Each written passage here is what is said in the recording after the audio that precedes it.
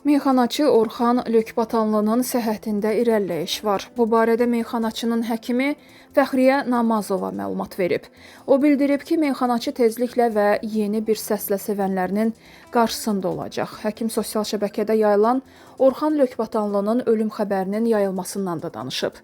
Səhər-səhər telefonu açanda mesaj bölməsində həkim salam, Orxan Lökbatanlı öldü fikirlərini oxudum.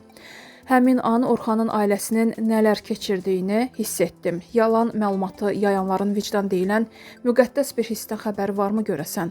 Şükür ki, Orxan yaxşıdır və müalicəmiz davam edir. Qeyd edək ki, meyxanaçı Orxan Lökbatanlının səhhətində problem yaranıb.